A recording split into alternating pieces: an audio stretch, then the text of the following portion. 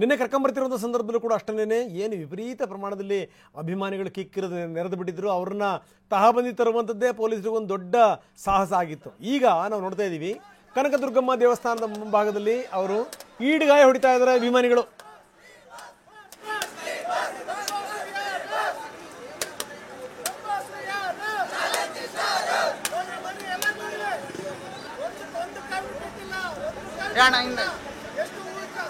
Republic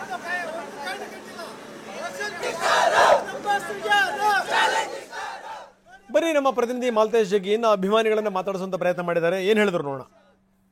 ಬೆಂಗಳೂರಿನ ಪರಪ್ಪನ ಅಗ್ರಹಾರದಿಂದ ಬಳ್ಳಾರಿಯ central ಜೈಲ್ಗೆ ದರ್ಶನ್ ಅವರು ಶಿಫ್ಟ್ ಆಗಿರ್ತಕ್ಕಂಥದ್ರ ಬೆನ್ನಲ್ಲೇ ಅಂತಂದ್ರೆ ಬಳ್ಳಾರಿಯಲ್ಲಿ ನಿನ್ನೆ ಕೂಡ ಅವರನ್ನ ನೋಡ್ಲಿಕ್ಕೆ ಸಾಕಷ್ಟು ಸಂಖ್ಯೆಯ ಅಭಿಮಾನಿಗಳು ನಡೆದಿದ್ರು. ಬಟ್ ಇವತ್ತು ಜೈಲಿನ ಮುಂಭಾಗದಲ್ಲಿರುವಂತಹ ದೇವಸ್ಥಾನ ದುರ್ಗಾಂಬ ದೇವಸ್ಥಾನದ ಮುಂಭಾಗದಲ್ಲಿ ಅವರ ಅಭಿಮಾನಿಗಳು ದರ್ಶನ್ ಅವರು ಬೇಗ ಬಿಡುಗಡೆ ಆಗಲಿ ಅನ್ನುವಂಥ ನಿಟ್ಟಿನಲ್ಲಿ ಪೂಜೆಯನ್ನ ಮಾಡ್ತಾ ಇರ್ತಕ್ಕಂಥದ್ದು. ದರ್ಶನ್ ಅವರ ಒಂದು ಕ್ರಾಂತಿ ಸಿನಿಮಾದ ಫೋಟೋನ ಹಿಡಿದ್ರ ಜೊತೆಗೆ ಅವರ ಭಾವಚಿತ್ರನ ಹಿಡ್ಕೊಂಡು ಅಂದ್ರೆ ತೆಂಗಿನಕಾಯಿ ಹೊಡೆಯುವಂಥದ್ದು ಮತ್ತೆ ಪೂಜೆ ಸಲ್ಲಿಸುವಂಥದ್ದು ಮತ್ತೆ ದರ್ಶನ್ ಅವರು ಬೇಗ ಆರೋಪ ಮುಕ್ತವಾಗಿ ಹೊರಗಡೆ ಬರಲಿ ಅನ್ನುವಂಥ ನಿಟ್ಟಿನಲ್ಲಿ ಅಭಿಮಾನಿಗಳು ಪೂಜೆ ಮಾಡ್ತಾ ಇದ್ದಾರೆ.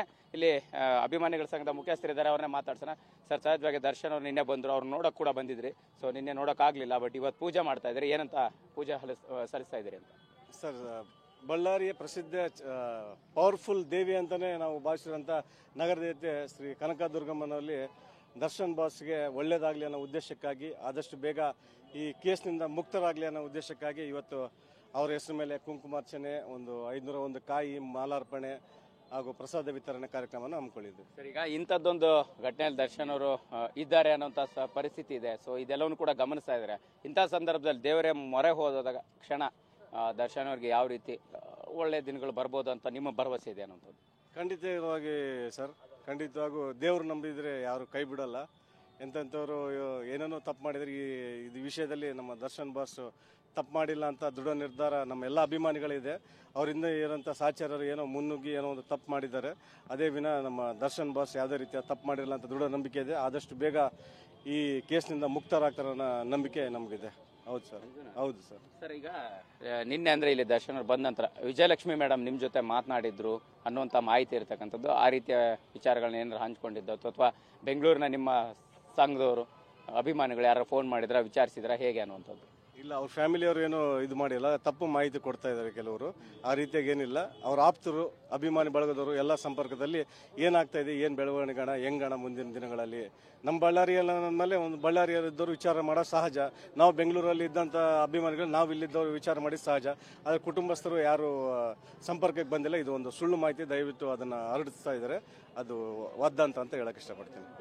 ಸಹಜವಾಗಿ ಅಂದ್ರೆ ಇವತ್ತು ಯಾವ ರೀತಿ ಪೂಜೆ ಸಲ್ಲಿಸುವಂತ ಪ್ಲಾನ್ ಇದೆ ಸರ್? ನೀವು ಎಲ್ಲಿಂದ ಬಂದಿರುವಂತದ್ದು ಅಂತ? ಸರ್, ನಾವು ವಿಜಯನಗರ ಜಿಲ್ಲಾ ಹೊಸಪೇಟೆಯಿಂದ ಬಂದಿರೋದು ಸರ್. ಈಗ ಏನ್ ಮಾಡ್ತಾ ಇದೀವಿ ಅಂದ್ರೆ ಮಂಜಣ್ಣವರ ನೇತೃತ್ವದಲ್ಲಿ ಇಡೀ ಬಳ್ಳಾರಿ ಜಿಲ್ಲಾ ಅಭಿಮಾನಿ ಹಾಗೂ ವಿಜಯನಗರ ಜಿಲ್ಲಾ ಅಭಿಮಾನಿಗಳು, ಎರಡೂ ಜಿಲ್ಲಾ ಅಭಿಮಾನಿಗಳು ಸೇರಿ ನಾವು ತಾಯಿ ಕನಕದುರ್ಗಮ್ಮಗೆ ಕುಂಕುಮ ಅರ್ಚನೆ ಹಾಗೂ ದರ್ಶನ್ ಅವರ ಹೆಸರಲ್ಲಿ ಅವರು ಆದಷ್ಟು ಬೇಗ ಅವರು ನಿರಪರಾಧಿಯಾಗಿ ಹೊರಗಡೆ ಬರಲಿ ಎಂದು ಅವರಿಗೆ ತಾಯಿಗೆ 501 ತೆಂಗಿನಕಾಯಿ ಉಡಿಸ್ತಾ ಇದ್ದೀವಿ ಸರ್. ಇದು ಇಲ್ಲಿನ ಅಪ್ಪಟ ಅಭಿಮಾನಿಗಳ ಮಾತಾಗಿರತಕ್ಕಂಥ ದರ್ಶನ್ ಅವರು ಆದಷ್ಟು ಬೇಗ ಬಿಡುಗಡೆ ಆಗಲಿ ಅನ್ನೋ ನಿಟ್ಟಿನಲ್ಲಿ ಒಂದು ಪೂಜೆ ಸಲ್ಲಿಸುವಂಥದ್ದು ಮತ್ತೆ ತೆಂಗಿನಕಾಯಿನ ಒಡೆದು ಒಂದು ಅವ್ರಿಗೆ ಒಳ್ಳೇದಾಗ್ಲಿ ಅಂತ ಬೇಡ್ಕೊಳ್ಳುವಂಥ ದಿನಗಳನ್ನ ಕಾಯ್ತಾ ಇದ್ದೀವಿ ಅನ್ನೋ ರೀತಿಯಲ್ಲಿ ಹೇಳ್ತಕ್ಕಂಥ. ಕ್ಯಾಮ್ರಾ ಪರ್ಸನ್ ಶೇಖರ್ ಜೊತೆ ಮಾಲ್ತೇಶ್ ಜಗ್ಗಿನ್, TV9 ಬಳ್ಳಾರಿ.